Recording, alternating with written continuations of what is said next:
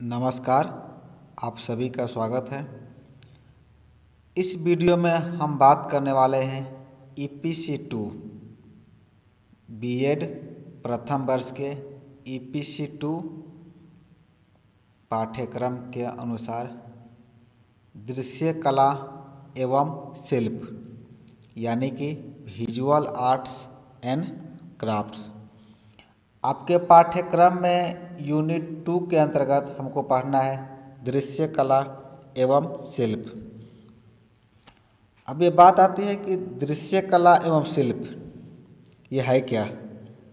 Visual arts and crafts. तो इसको आप बहुत ही आसान भाषा में समझ सकते हैं कि visual art serves aesthetic purpose, यानी कि दृश्य कला सौंदर्य का उद्देश्य प्रदान करती है,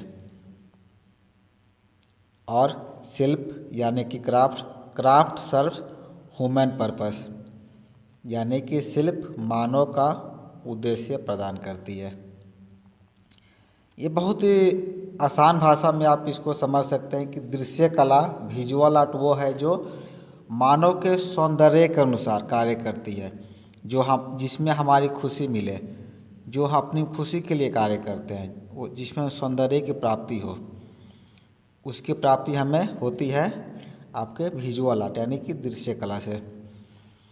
और जिस आर्ट से हमारे पर्पस की प्राप्ति हो, यानी कि मेरे उद्देश्य की प्राप्ति हो, उसको हम लोग शिल्प बोलते हैं।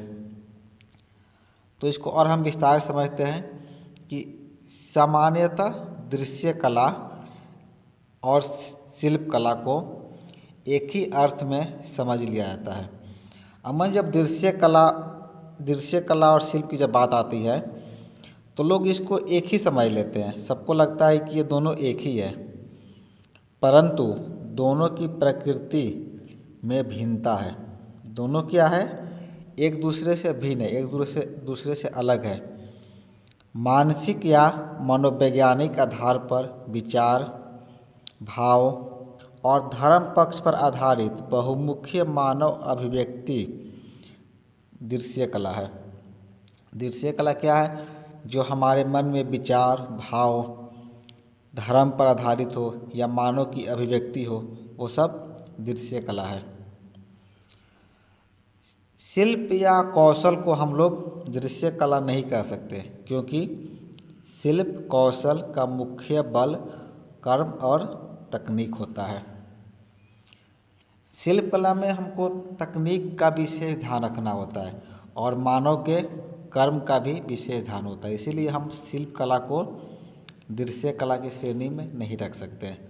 यदि इसके हम उदाहरण की बात करें तो चित्रकला मनुष्य के भावों और विचारों की अभिव्यक्ति का उपकरण है।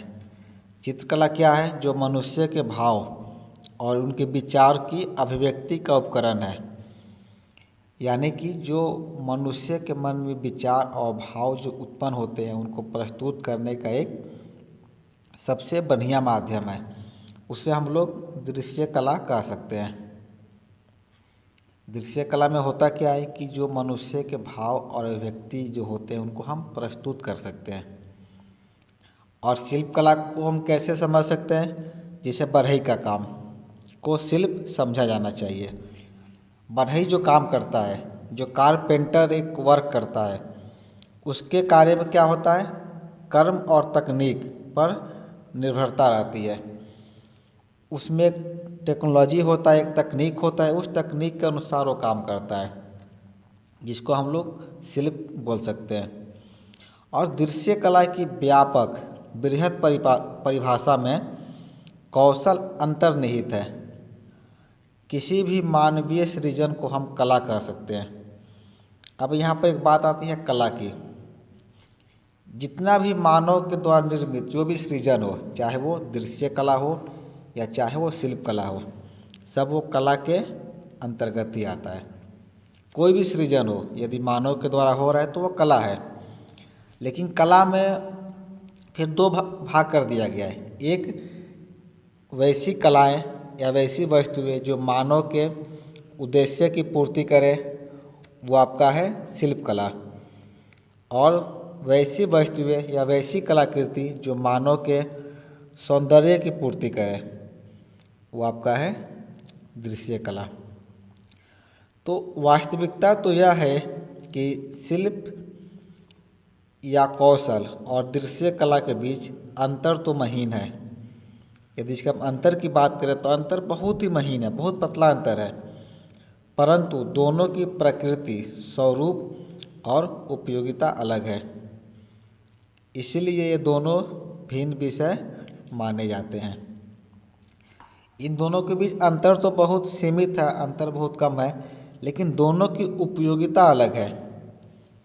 शिल्प और दृश्य कला में अंतर का अध्ययन करने के पूर्व शिल्प की प्रकृति और स्वरूप को समझना आवश्यक है, जिसे निम्न बिंदुओं से प्रस्तुत किया जा रहा है।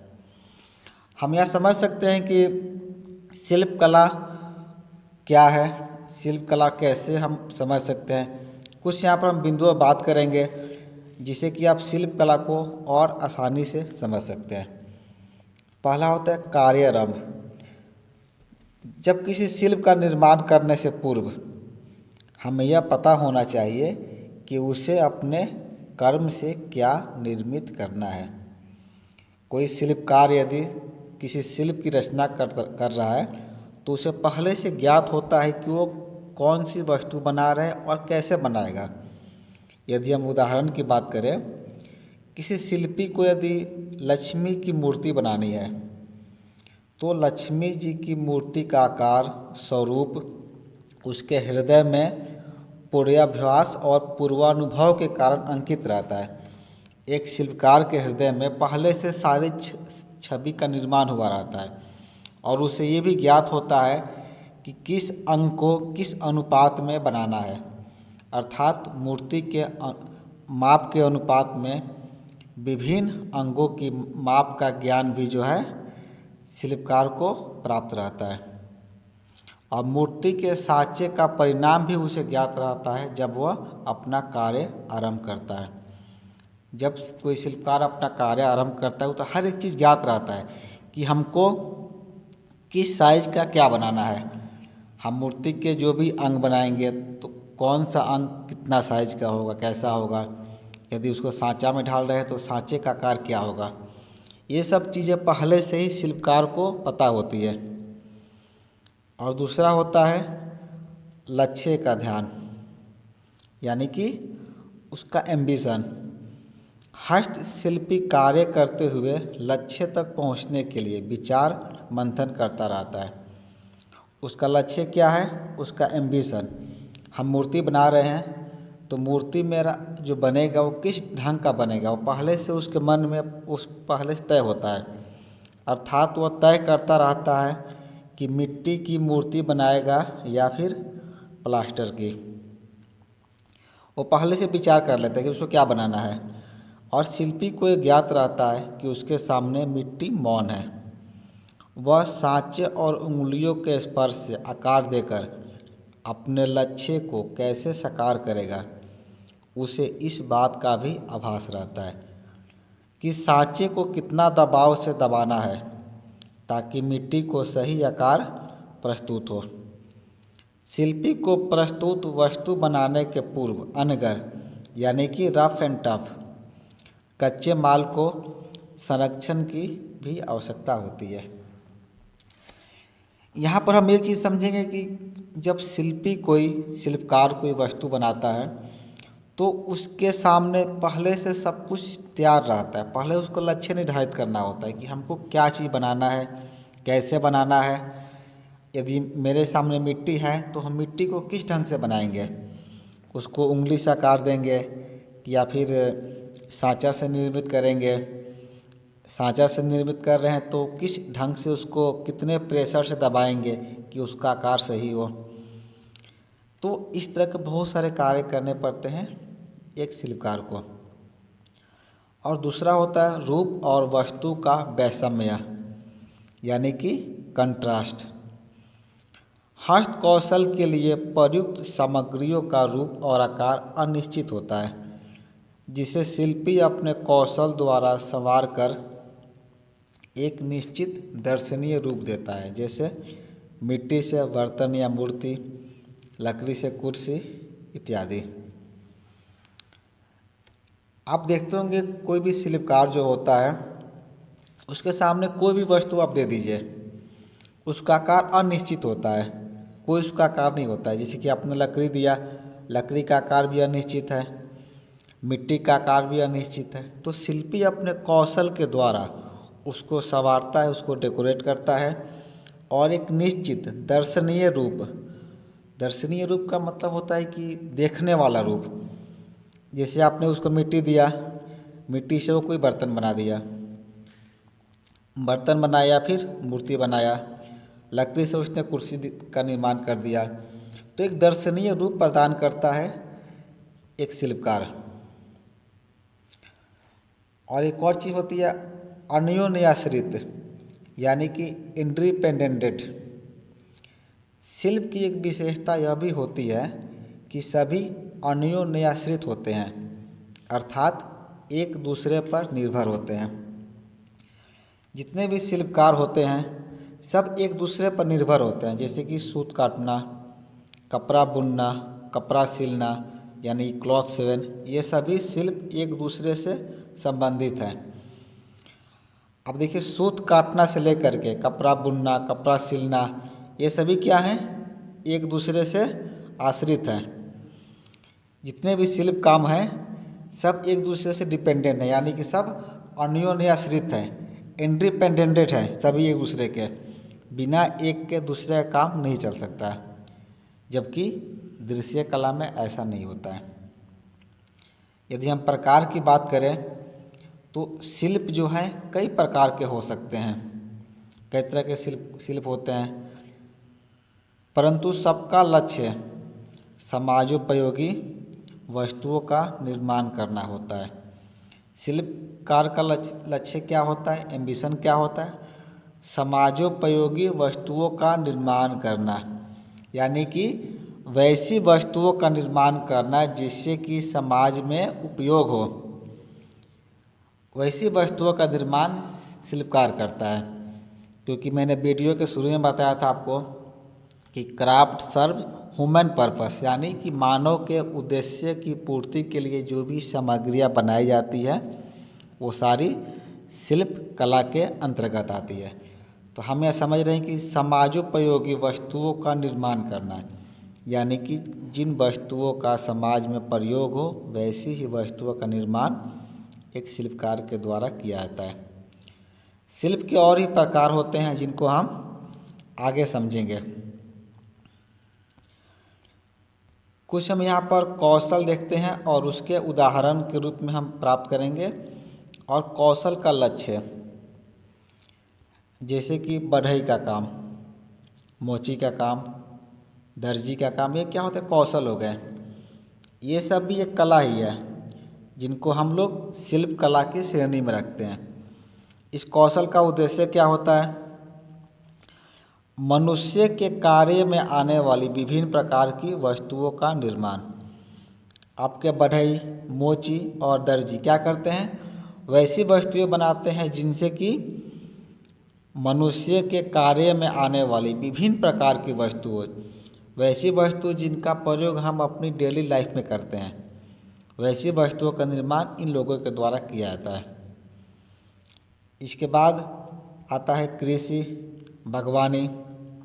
इसका काम क्या होता है, उत्पादन करना, यानी कि जीवन यापन हेतु। कृषि और बागवानी से हम वैसी वस्तुओं का निर्माण करते हैं जो कि हमारे जीवन यापन के लिए जरूरी है। इसको भी आप शिल्प की श्रेणी में रख सकते हैं, यानी कि शिल्प कला की श्रेणी में इसको भी रख सकते हैं। इसके बाद है शिक्षण और वैधक। ये भी एक शिल्पकारी है। ये काम क्या करते हैं, शारीरिक और बौद्धिक विकास तथा ज्ञान का हस्तांतरण। शिक्षण यानी कि शिक्षक, टीचर, और वैधक यानी कि डॉक्टर, ये दोनों लोग क्या करते हैं, शारीरिक और बौद्धिक। वैधक जो होते हैं आपके शारीरिक विकास के लिए काम करते हैं और शिक्षक जो होते हैं वो बौद्धिक विकास तथा ज्ञान का हस्तांतरण, ज्ञान के विकास के लिए इनके द्वारा कार्य किया जाता है। तो ये जितने भी लोग होते हैं, तीनों लोग की बात करें हम, इन तीनों की, ये सब आपके शिल्पकार के श्रेणी में आते हैं, यानी शिल्प के श्रेणी में आते हैं। इनके द्वारा जो कार्य संपादित किया जाता है वो शिल्प कला के अंतर्गत आता है। हम विभिन्न प्रकार के शिल्पों का उद्देश्य अवश्य अलग अलग होता है, परंतु सभी मनुष्य की आवश्यकताओं की पूर्ति करते हैं। जितने भी शिल्प वस्तुएं हमने देखे यहाँ पर, हो सकता है कि उनका उद्देश्य अलग अलग हो सकता है। जैसे कि शारीरिक ज्ञान अलग है, बौद्धिक विकास अलग है, कृषि बागवानी अलग है, लेकिन सब क्या करते हैं, एक तरह देखा जाए तो मनुष्य की आवश्यकताओं की पूर्ति करते हैं। ये हमको जानना जरूरी है। मनुष्य की आवश्यकताओं, जो हमारी आवश्यकता है उसकी जो लोग पूर्ति करें वो सभी शिल्पकार की श्रेणी में आते हैं। मनुष्य की आवश्यकता शिल्पी की रचना या निर्माण के लिए प्रेरित करती है, यानी कि मोटिवेट करती है। मनुष्य की आवश्यकता, हमारी जो आवश्यकता है, हमारी जो नीड है, वही तो पूरी करती है। एक शिल्पकार को नई नई वस्तुएं बनाने के लिए उसको प्रेरित करती है मनुष्य की आवश्यकता। अगर हमारी आवश्यकता नहीं हो तो शिल्पी क्या करे, कोई वस्तुएं नहीं बनाएगा। तो हमारी आवश्यकताओं की पूर्ति के लिए शिल्पकार क्या करता है, नई नई वस्तुएं की रचना करता है। आवश्यकता का स्वरूप निरंतर, समयानुसार और अवसरगत होता है। कुछ वस्तुएं ऐसी होती है जो समयानुसार, समय के अनुसार और अवसरगत, यानी कि अवसर पर उनका निर्माण किया जाता है। जैसे कुछ हम उदाहरण की बात करें तो दिवाली पर मिट्टी की मूर्तियाँ और खिलौने। जब दिवाली आती है तो क्या होता है, हम लोग मिट्टी की मूर्तियाँ और खिलौने लाते हैं खरीद कर। तो ये हो गया आपका अवसरगत या समय अनुसार। समय के अनुसार दिवाली जैसे पर्व पर मिट्टी की मूर्तियाँ और खिलौने का निर्माण किया जाता है और लोगों के द्वारा उसे खरीदा जाता है। या विशिष्ट अवसर पर किसी विशिष्ट कार्यक्रम में कविता, संगीत, ये सभी क्या है, चित्रकार, मूर्तिकार, नृत्यकार तथा संगीतज्ञ मनुष्य की आवश्यकताओं की पूर्ति मात्र के लिए ही रचना करते हैं, तो वे सब शिल्पी हैं। यहाँ पर एक बात आती है कि हम शिल्पी किसे कहेंगे, हम शिल्पकार किसे कह सकते हैं। तो आप शिल्पकार यहाँ पर कह सकते हैं कि वे सभी लोग, चाहे वो चित्रकार हो, मूर्तिकार हो, नृत्यकार हो या संगीतज्ञ हो, जो मनुष्य की आवश्यकताओं की पूर्ति के लिए रचना करते हैं। मनुष्य की जितनी भी आवश्यकता है उनकी पूर्ति के लिए यदि हम कोई रचना करते हैं, सभी वो लोग शिल्पी कहलाते हैं। यानी कि वे सभी लोग जो मनुष्य की आवश्यकताओं की पूर्ति हेतु किसी भी चीज़ की रचना करते हैं, तो वे सभी लोग शिल्पी हुए। यानी कि हम यहाँ पर आपको पढ़ा रहे हैं, आप वही पढ़ाई कर रहे हैं, तो हम भी एक शिल्पी हुए। जब आप एक टीचर बनकर अपने बच्चे को पढ़ाइएगा, ज्ञान बांटिएगा, तो आप भी एक शिल्पी ही कहलाइएगा, यानी कि आप एक शिल्पकार ही कहलाइएगा, क्राफ्टमैन कहलाइएगा। तो ये तो हो गया शिल्प के बारे में बातें। अब हम शिल्प और दृश्य कला के बीच अंतर को समझेंगे, क्योंकि आपके पाठ्यक्रम में भी दिया हुआ है दृश्य कला एवं शिल्प, तो इसके अंतर को समझना जरूरी है। शिल्प और दृश्य कला, आखिर इन दोनों के बीच अंतर क्या है, डिफिनेशन क्या है, इसको कैसे हम परिभाषित कर सकते हैं। तो चलिए हम देखते हैं दोनों में आखिर अंतर क्या है, दृश्य कला एवं शिल्प कला। दृश्य कला में क्या होता है, मन में भावों और विचारों की अभिव्यक्ति पर विशेष बल होता है, कर्म या तकनीक का द्वितीयक स्थान होता है। इसका अर्थ हुआ, जो हमारे मन में भाव और विचार प्रस्तुत होते हैं उसका ज़्यादा इसमें ध्यान दिया जाता है। कर्म और तकनीक का द्वितीयक स्थान होता है, यानी कि सेकेंड स्थान होता है। किसका? कर्म और तकनीक का। दृश्य कला में क्या होता है, आपके मन के भावों पर, जो आपके मन में भाव, इमोशन, जो विचार आ रहे हैं, उसी को ज़्यादा हम लोग अभिव्यक्त करते हैं, जिसमें कर्म और तकनीक का हम लोग सेकेंड में स्थान रखते हैं। ये होता है दृश्य कला में।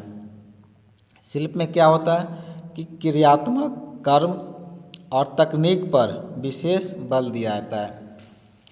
शिल्प में हम लोग क्रियात्मक कर्म और तकनीक पर, टेक्निक पर ज़्यादा फोकस करते हैं और मन में विचार और भाव को सेकेंड स्थान में रखते हैं, यानी कि द्वितीयक स्थान देते हैं। दूसरा अंतर क्या है इसका? आंतरिक आनंद, भाव रस और सौंदर्य दृश्य कला के प्राण तत्व होते हैं। दृश्य कला में आंतरिक आनंद मतलब मन की खुशी, भाव रस और सौंदर्य दृश्य कला के प्राण तत्व होते हैं, जबकि शिल्प में बाह्य सौंदर्य और टिकाऊपन पर अधिक बल दिया जाता है। टिकाऊपन का अर्थ यहाँ पर हुआ मजबूती। यहाँ पर दो चीज़ है, एक आंतरिक खुशी, एक बाह्य खुशी।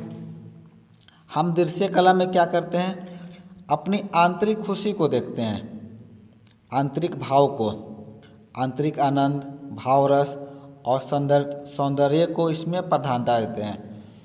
जबकि शिल्प कला में क्या होता है, शिल्प कला में बाह्य सौंदर्य, बाहरी सौंदर्य और टिकाऊपन यानी कि मजबूती पर विशेष बल दिया जाता है। हम इसमें अगला अंतर जानते हैं।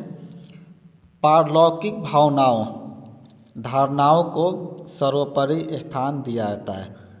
पारलौकिक भावनाओं एवं धारणाओं को सर्वोपरि स्थान दिया जाता है। भूत, वर्तमान और भविष्य के मूल्यों की वरीयता यानी कि प्रीफरेंस दी जाती है। इसका अर्थ हुआ पारलौकिक भावनाओं, यानी कि जो इस दुनिया से अलग है उस भावना को, पारलौकिक भावनाओं, धारणाओं को सर्वोपरि स्थान इसमें दिया जाता है। भूत, वर्तमान, भविष्य के मूल्यों की वरीयता यानी कि प्रीफरेंस दी जाती है। जबकि शिल्प कला में इहलौकिक या सांसारिक वर्तमान मूल्य को महत्व दिया जाता है। आप इसको यूँ समझ सकते हैं कि दृश्य कला में इहलोक मतलब यानी कि बाहरी दुनिया, आत्मा की दुनिया, आत्मा के सौंदर्य पर विशेष ध्यान दिया जाता है, और शिल्प कला में वर्तमान परिस्थिति, इस पर ज़्यादा ध्यान दिया जाता है। उसी तरह दृश्य कला दर्शकों को भाव रूप में विभोर कर देती है। इसमें क्या होता है, भाव रूप होता है, एक इमोशन होता है जो कि देखने वाले को उसी रूप में भाव विभोर कर देती है। जबकि कौशल या शिल्प से निर्मित वस्तु के बारे में ग्राहक निसंकोच गुणों और सीमाओं को व्यक्त करता है। हम शिल्प कला में क्या कर सकते हैं, जितनी जो भी वस्तु निर्मित हुई है उसके बारे में हम निसंकोच गुण और उसके सीमाओं को व्यक्त कर सकते हैं। जबकि दृश्य कला में एक भाव होता है, एक इमोशन होता है, जिसमें कि दर्शक उसी भाव में खो जाता है। ये अंतर होता है। इसका अगला अंतर है कि दृश्य कला कलाकार से सृजन का प्रतिफल है। कलाकार अपनी सृजनात्मकता से जुड़ा रहता है। दृश्य कला में कलाकार क्या करता है, सृजन का प्रतिफल है। वो अपने दिमाग में उपजी हुई भावनाओं को एक सृजनात्मकता के रूप में उसे प्रस्तुत करता है। जबकि शिल्पी अपनी भौतिक आवश्यकताओं की पूर्ति के लिए बनाई गई वस्तु होता है। जो भी उसकी भौतिक आवश्यकता है, जो भी मनुष्य की भौतिक आवश्यकता है, उसकी पूर्ति के लिए बनाई गई वस्तु से होता है। दृश्य कला में विशिष्ट ध्येय धर्म के अनुरूप साधन, कर्म या तकनीक भी अनिवार्य हैं, जबकि शिल्पी में ध्येय या धर्म का अभाव होता है। परिश्रम मात्र पर ही शिल्प निर्भर होता है। ये बहुत ही महत्वपूर्ण है कि दृश्य कला में क्या होता है कि हम एक धर्म के अनुरूप साधन और कर्म या तकनीक की अनिवार्यता के रूप में काम करते हैं, एक अपने मन की भावनाओं के ऊपर काम करते हैं, जबकि शिल्प में ध्येय या धर्म का अभाव होता है। इसमें कोई ऐसी बात नहीं होती है, ये मात्र परिश्रम पर ही होता है। जितना हम मेहनत करेंगे वैसी चीज़ें हम निर्मित करेंगे। हम अगले बात करें कि यदि किसी कलाकृति को त्रुटिपूर्ण समीक्षा या पक्षपात भरी आलोचना हो जाए तो उस कृति की मूल्य हानि हो सकती है। इसका अर्थ ये हुआ कि यदि किसी व्यक्ति की या किसी कलाकृति की त्रुटिपूर्ण यानी उसकी गलत समीक्षा या पक्षपात कर दी जाए या आलोचना की जाए तो उस कृति की मूल्य हानि हो सकती है, यानी कि वो वस्तु का भाव गिर सकता है, उस वस्तु की नुकसान हो सकती है, यानी कि दृश्य कला में। और शिल्प कला में क्या होता है कि निर्मित वस्तुओं की आलोचना से शिल्पी वस्तुओं में ऐसा सुधार करता है कि उसकी मूल्य वृद्धि होती है। यानी कि उसको आप यूँ समझ सकते हैं कि जैसे कोई पेंटिंग है, किसी ने कोई पेंटिंग बनाया, वो पेंटिंग क्या हुआ कि वो पेंटिंग पर किसी ने कोई ऐसा कमेंट कर दिया, ऐसी बातें बोल दी कि जिससे कि उसकी आलोचना हो, तो जो इस पेंटिंग का प्राइस था वो क्या हो सकता है, नुकसान हो सकता है। दृश्य कलाकार को भी इससे नुकसान हो सकती है, हानि हो सकती है। जबकि शिल्प कला में क्या होता है कि अगर कोई आलोचना करता है, जैसे कि शिल्पकार ने मान लो कोई वस्तु बनाया, शिल्पकार ने कोई वस्तु इस ढंग की बना दी, तो अगर इसमें कोई आलोचना करे कि नहीं ये वस्तु जो है सही नहीं बनी है, तो इसे क्या करता है शिल्पकार, उसमें ऐसा सुधार करता है, वस्तु निर्मित हुई तो उसमें सुधार करके उसके मूल्य में वो वृद्धि कर सकता है। तो ये तो कुछ अंतर थे शिल्प एवं दृश्य कला में। अब कुछ और हम आर्ट वर्सेस क्राफ्ट की यदि हम बात करें तो इसको और हम आसानी से समझ सकते हैं कि दृश्य कला सौंदर्य के उद्देश्य से कार्य करती है। दृश्य कला सौंदर्य के उद्देश्य से कार्य करती है, जबकि शिल्प मानव उद्देश्य में कार्य करती है। ये कुछ महत्वपूर्ण टॉपिक है आपको याद करने के लिए, 2-3 लाइन का है जिसको आप आसानी से याद कर सकते हैं कि दोनों में अंतर क्या है। आर्ट वर्सेस क्राफ्ट, दृश्य कला सौंदर्य के उद्देश्य के अनुसार कार्य करती है, जबकि शिल्प मानव उद्देश्य से काम करती है। ये सबसे महत्वपूर्ण है, इसको आपको याद रखना है। दृश्य कला सौंदर्य के उद्देश्य से कार्य करती है, जबकि शिल्प मानव उद्देश्य में कार्य करता है। दूसरा है शिल्प भावना व्यक्त नहीं करता है, इसमें कोई भी इमोशन नहीं रहता है शिल्प में, जबकि दृश्य कला भावना व्यक्त करती है जिसमें को इमोशन रहता है। तीसरा इसका शिल्प कौशल में धन अर्जित करना मुख्य उद्देश्य होता है, जबकि दृश्य कला का उद्देश्य धन अर्जित करना नहीं होता है। कोई भी शिल्पकार यदि कोई वस्तु बनाता है तो उसका मेन उद्देश्य होता है कि उसको बेच करके हमको धन की प्राप्ति करना है, लेकिन दृश्य कला में धन अर्जित करना ऐसा कोई उद्देश्य नहीं होता है, क्योंकि दृश्य कला मानव के सौंदर्य की पूर्ति के लिए बनाई जाती है और शिल्प कला मानव के उद्देश्य की पूर्ति के लिए। ये चीज़ें, ये हम महत्वपूर्ण अंतर समझे दृश्य कला एवं शिल्प में। तो इसी तरह आज के युग में शिल्प का बहुत ही ज़्यादा महत्व है। शिल्प के विषयों में हम दृश्य कला की सहायता लेते हैं। जब शिल्प की बारी आती है तो जितने भी शिल्प के विषय हैं हम उसमें दृश्य कला की सहायता लेते हैं, उसकी मदद लेते हैं। शिल्प के कार्य को सुंदर एवं सजीव बनाने के लिए दृश्य कला की आवश्यकता होती है। इसलिए कहा गया है कि शिल्प एवं दृश्य कला का गहरा संबंध है, क्योंकि दोनों एक दूसरे के पूरक हैं। एक के बिना दूसरे का काम नहीं चलेगा, क्योंकि दृश्य कला का काम क्या होता है? वस्तुओं को सुंदर बनाना। और शिल्प कला का काम क्या होता है? वैसी वस्तुएं बनाना जो कि जिससे कि मानव के उद्देश्य की पूर्ति हो जाए। तो यदि हम शिल्प के वस्तुओं को सुंदर और सजीव बनाने के लिए हम दृश्य कला का मदद लेते हैं, जिससे कि क्या होता है? वो वस्तु और भी सुंदर हो जाती है। इसीलिए हम कह सकते हैं कि शिल्प एवं दृश्य कला का एक गहरा संबंध होता है, एक गहरा रिलेशन होता है। तो इस वीडियो में हमने जाना दृश्य कला एवं शिल्प।